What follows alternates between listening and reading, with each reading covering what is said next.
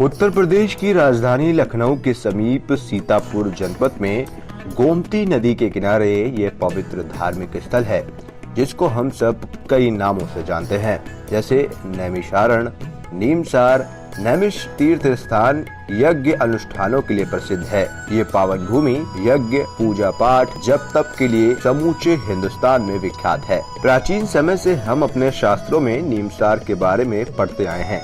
कहा जाता है कि इस पावन धाम के दर्शन करने से सारे पापों से छुटकारा मिल जाता है और इंसान को मोक्ष की प्राप्ति होती है। नीमसार में कई प्रमुख धार्मिक स्थलों में चक्र तीर्थ, ललिता देवी मंदिर, ऋषि दधीचि कुंड, मिश्रिक, हनुमान गढ़ी जैसे कई प्राचीन मंदिरों के दर्शन प्राप्त होते हैं। इन्हीं प्रमुख मंदिरों में एक प्रमुख और प्राचीन मंदिर है हनुमान गढ़ी। हम आज आपको हनुमान गढ़ी के बारे में विस्तार से बताते हैं। दक्षिण मुखी संकट मोचन हनुमान जी की इस स्थान पर काफी बड़ी विशाल मूर्ति बनी हुई है। राम लक्ष्मण हनुमान जी के कंधों पर बैठे हुए हैं। हनुमान गढ़ी भी नैमिषारण का प्राचीन मंदिर है। यहाँ पर श्रद्धालु भारी संख्या में आते हैं। चलिए जानते हैं कि इसका इतिहास क्या है, कैसे इस मंदिर की स्थापना हुई, और अगर आप कोई मनोकामना मांगना चाहते हैं तो भगवान संकट मोचन कैसे आपके सारे संकटों को दूर करते हैं। आइए ये सब कुछ विस्तार से जानते हैं मंदिर के महंत बजरंग दास जी महाराज से। नमस्कार, स्वागत है आपका ONN न्यूज में। मैं हूँ आपके साथ में विरल। देव दर्शन करने के लिए आज हम पहुंचे हैं नैमिषारण की पवित्र धरा पर, जो लखनऊ से 80 किलोमीटर की दूर पर सीतापुर पड़ता है। सीतापुर के पास ही आपको नैमिषारण मिलेगा। ये तीर्थ स्थान ऐसा तीर्थ स्थान है जो पवित्र भूमि मानी जाती है, तप की भूमि मानी जाती है, यज्ञ की भूमि मानी जाती है। इसी नैमिषारण में स्थित है हनुमान गढ़ी। हनुमान गढ़ी में हनुमान बाबा जो विराजमान है वो अपने कंधे पर राम लक्ष्मण को लिए हुए विराजमान है। तो वही हनुमान गढ़ी का इतिहास जानने के लिए आज हम नैमिषारण की इस पावन धरा पर पहुंचे हैं और जानने की कोशिश करेंगे कि इसका इतिहास क्या है और किस तरीके से इस मंदिर में जो भी मनोकामना मांगने के लिए लोग आते हैं उसके लिए विशेष क्या करना होता है, जिससे कि मनोकामना जो होती है सारी पूर्ण हो जाती है। तो चलिए जानने की कोशिश करते हैं हनुमान गढ़ी के इतिहास के बारे में। तो इस वक्त हम खड़े हुए हैं हनुमान गढ़ी के उस प्राचीन मंदिर में, जहां पर बाबा हनुमान जी विराजमान हैं और उनके कंधे पर लक्ष्मण जी और राम जी भी विराजमान हैं। तो हमारे साथ में इस वक्त मंदिर के महंत बजरंग दास जी महाराज जी हैं। महाराज जी, बहुत बहुत स्वागत है आपका हमारे चैनल पर। महाराज जी, इस मंदिर की अगर बात की जाए तो ये कितना प्राचीन मंदिर है और इतिहास क्या है इस मंदिर का, हमारे दर्शकों को बताइए। ये हनुमान जी का बहुत प्राचीन मंदिर है। जिस समय अहिरावण भगवान राम और लक्ष्मण को पाताल में चुरा ले गया है बलि प्रदान करने के लिए, तो हनुमान जी पाताल में गए हैं और अहिरावण का वध करने के बाद यहाँ विश्राम किया है। सबसे बड़ी विशेषता हनुमान जी की जो ये है कि हनुमान जी का जो मुख है ये दक्षिण की ओर है, दक्षिण मुखी मूर्ति है। ये दक्षिणेश्वर हनुमान जी के नाम से विख्यात है।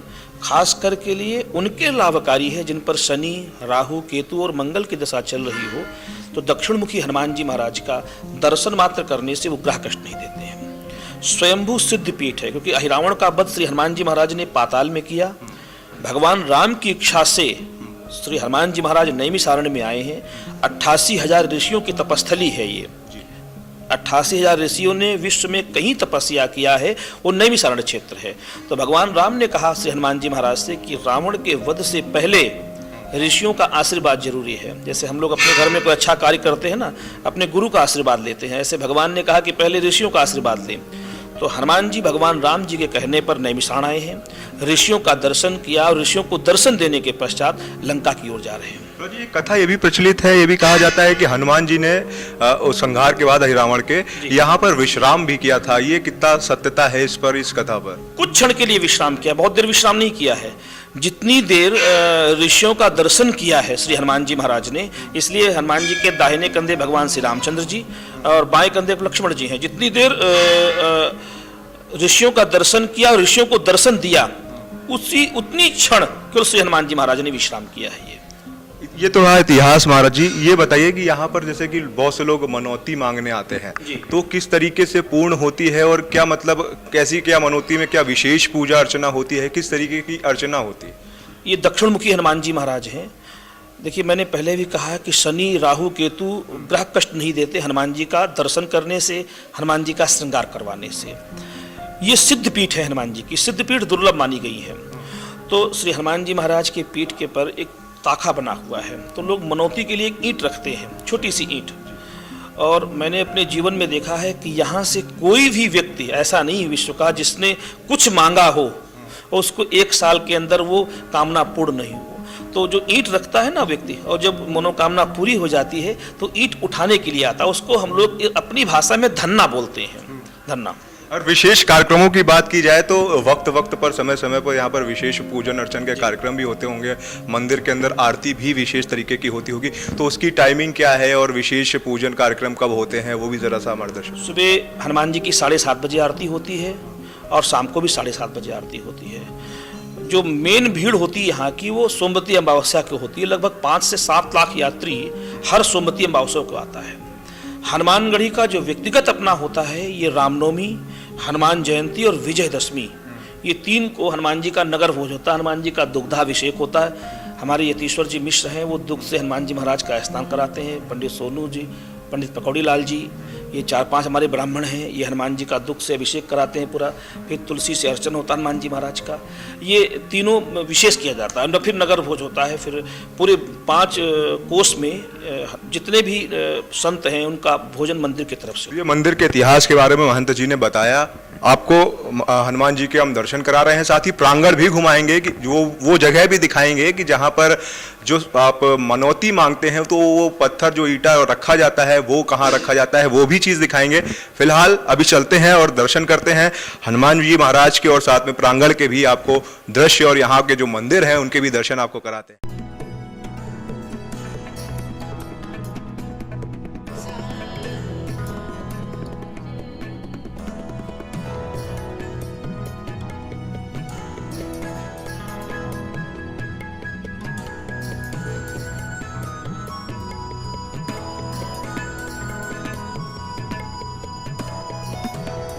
तो मंदिर प्रांगण में हम लोग इस वक्त मौजूद हैं, जहां पर जैसे कि महाराज जी ने बताया था कि मनोकामना के लिए एक पत्थर रखा। महाराज जी, इसकी पूरी विधि क्या होती है और किस तरीके से यहाँ पर इस पत्थर को रखा जाता है? जैसे कोई भी कामना आपको रखनी है तो एक पत्थर में कलावा लपेट करके यहाँ रखा जाता है, और हनुमान जी महाराज की 11 परिक्रमा तब किए जाते हैं। और जब वो मनोकामना पूरी हो जाती है उसके पश्चात कोई भी पत्थर उठाया जाता है। ये नहीं कि जरूरी वही पत्थर मिले, कोई भी पत्थर उठा करके पीछे फेंक दिया जाता है। उसके बाद का भी कोई प्रक्रिया होती है? उसके बाद की प्रक्रिया ये है कि जो भक्त करना चाहे वो उसके में, कुछ लोग भोजन कराते हैं ब्राह्मणों को, कुछ लोग कन्याओं को भोजन कराते हैं, कुछ लोग श्रृंगार कराते हैं, कुछ लोग संतों का भोजन कराते हैं, कुछ लोग हनुमान जी की 101 परिक्रमा करते हैं। वो उनकी इच्छाओं पर निर्भर है क्या करना चाहते हैं। तो ये पूरी विधि होती है जिस तरीके से यहाँ पर अगर आप कोई मनोकामना मांगते हैं तो यहाँ पर पत्थर को रख सकते हैं। साथ ही यहाँ पर हम प्रांगण में मौजूद हैं और आपको बजरंगबली बाबा के दर्शन करा रहे हैं, साथ ही बता भी रहे हैं कि किस तरीके से यहाँ पर आप आकर के अपनी मनोकामना को पूर्ण कर सकते हैं। हनुमानगढ़ी के रास्ते पर ही आगे चल के खाटू श्याम जी का अत्यंत भव्य मंदिर है। इसकी सुंदरता देखते ही बनती है।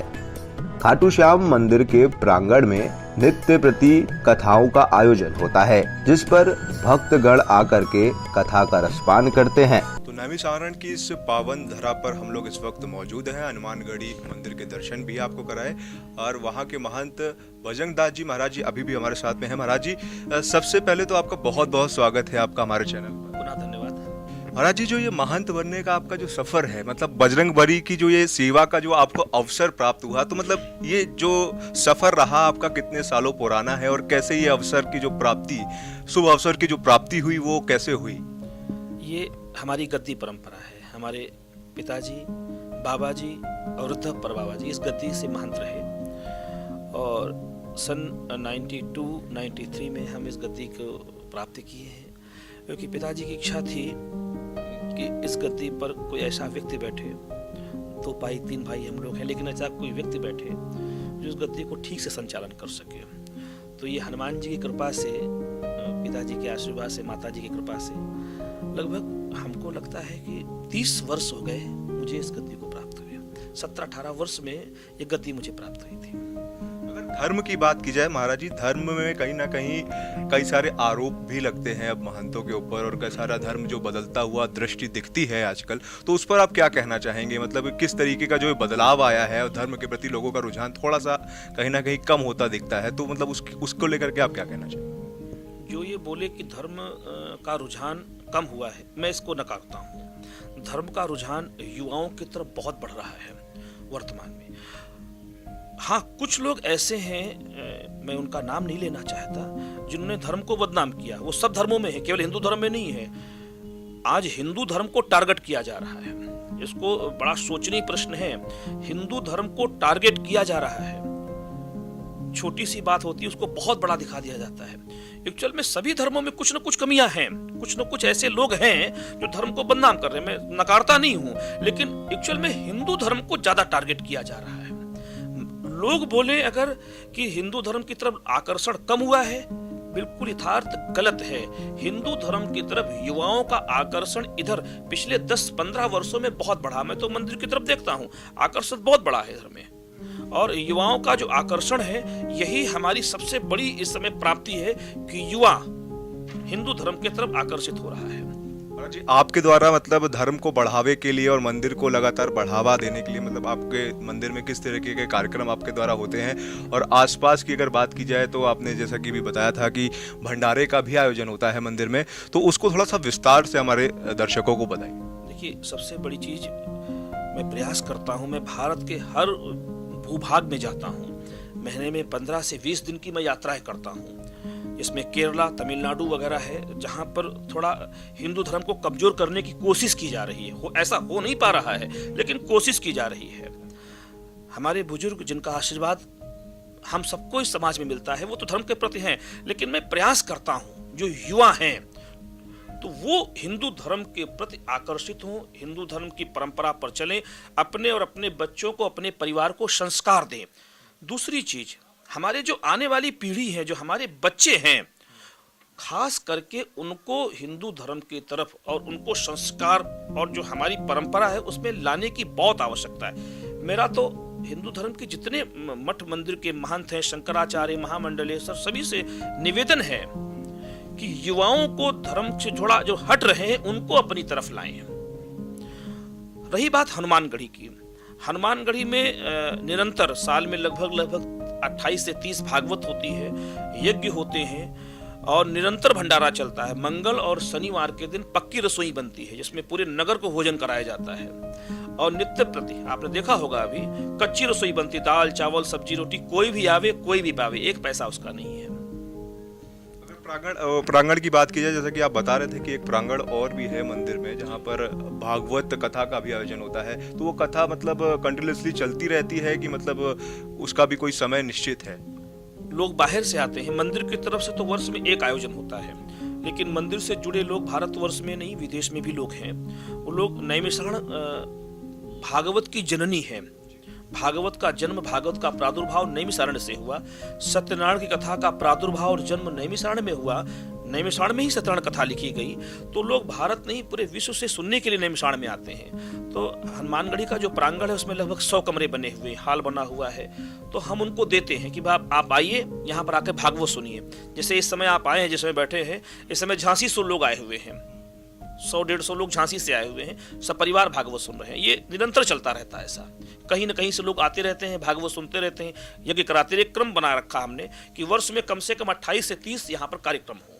अगर कथा की बात की जाए तो अगर कोई भागवत कथा करवाना चाहता है यहाँ पर आके, तो उसका भी कोई प्रोसीजर होता है, कोई ऐसा की नियम? कोई प्रोसीजर नहीं। अगर हमारे पास उस समय खाली है, कोई कथा नहीं हो रही है, तो हम आपको अपना स्थान दे देते हैं। कोई शुल्क भारतवर्ष में मुझे लगता है कि हनुमानगढ़ी एक ऐसा स्थान है जिसमें हमने कोई शुल्क निश्चित नहीं किया, नहीं हमारा ये पैकेज है, आपको इतना देना पड़ेगा। नो, आपकी क्या श्रद्धा बनती है वो दीजिए आप, हम आपको सारी सुविधाएं उपलब्ध कराएंगे। बस आकर के हनुमान जी को भागवत सुनाइए, राम कथा सुनाइए, यज्ञ करिए, भंडारा कराइए। ये आपके ऊपर, क्या शुल्क देना चाहते हैं ये आपकी श्रद्धा पर है। तो आज पहुंचे थे नैमिषारण की पावन धरती पर स्थित हनुमानगढ़ी मंदिर पर, जहां पर हमने आपको बाबा बजरंगबली के दर्शन कराए, इस मंदिर के इतिहास के बारे में बताया और यहाँ की विशेषता और यहाँ के महत्व के बारे में भी आपको रूबरू करवाया। फिलहाल मुझे यानी अवरल को दीजिए इजाजत। और आप देखते रहिए ONN न्यूज़। फिर चलेंगे किसी और पवित्र धरा पर, किसी और देव दर्शन को करने के लिए। तब तक के लिए नमस्कार।